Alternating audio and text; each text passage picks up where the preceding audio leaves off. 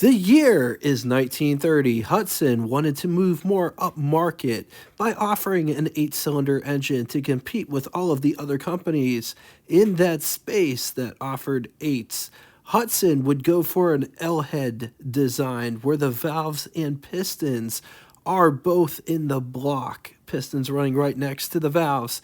2 valves per cylinder, 1 intake, 1 exhaust. The crankshaft had 8 counterweights, which Hudson claimed to be an industry first, rode on 5 main crankshaft bearings.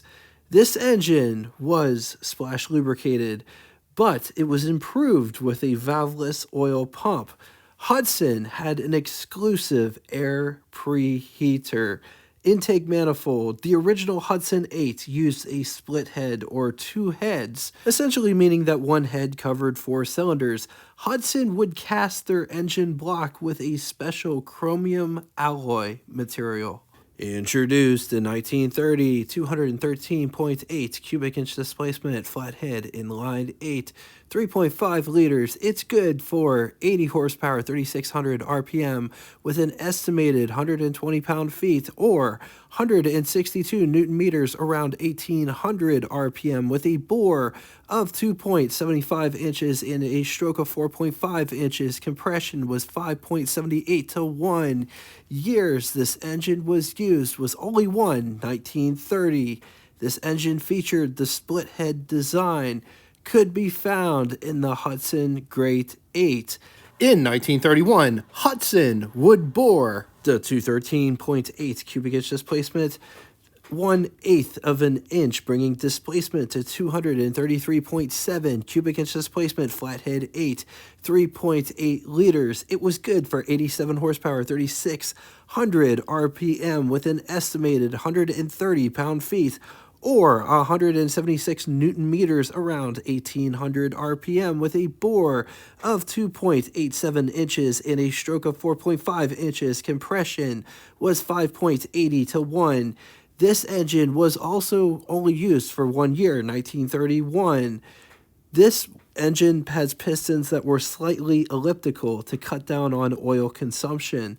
Could be found in the Greater 8. This engine also features the split head.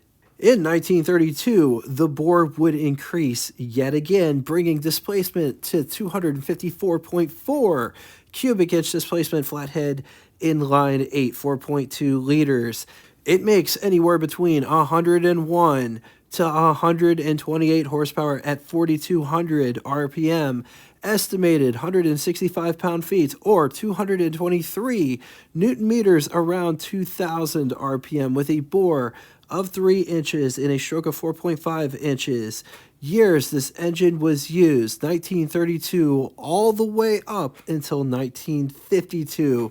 20-year run, splash lubricated, single head. In 1933, Terraplane, which was Hudson's junior make. Terraplane would take the place of Essex at the bottom of the totem pole over at Hudson. But for 1933, it was like a transitional year. So you have Essex, Terraplane, and Hudson all being offered. And for 1 year only, Terraplane offered an 8. 244 cubic inch displacement, flathead, inline 8, 4 liters. It was good for 94 horsepower at 3,200 RPM, with an estimate of 155 pound-feet or 218 newton meters at around 1,800 RPM, with a bore of 2.93 inches and a stroke of 4.5 inches. Compression was 5.8 to 1. This engine was only featured in the Terraplane for the 1933 model year. It's also important to note that the Terraplane engine did differ from the Hudson engine. They used timing gears while the Hudson 8 used timing chain. It also has a single head. Hudson's 8s were always kind of in this weird place. Yes, 8 cylinders is more than 6 cylinders, but Hudson's 6 cylinders were bigger in displacement than the biggest 8-cylinder engine. The biggest engine that Hudson produced was the 308 cubic inch displacement, which was an inline flathead 6. to the 254 cubic inch displacement inline flathead 8. Even the Wasp engine was bigger at 262 cubic inch displacement, also a 6. And it made more power with less parts. They were cheaper to produce. Hudson wouldn't directly replace the 8-cylinder either, but weirdly, they decided to go and do a Hail Mary, and they would go down the commuter car route. Not commuter car, they would go down the compact car route. And they would build this all-new, smaller 6 based off of the 254 cubic inch displacement 8 with 2 cylinders removed. But as they say, that's another engine episode for another day, but we did cover it, so if you want to watch it after this, you totally can. All right, now it's time for Would You Rather, and these are not fair by any stretch of the imagination, but which one would you rather have? 1933 Terraplane 8 or 1930 Hudson Great 8 or 1934 Hudson 8 or 1938 Hudson 8. I'm going to leave this here for a minute. If you need more time, feel free, pause the video.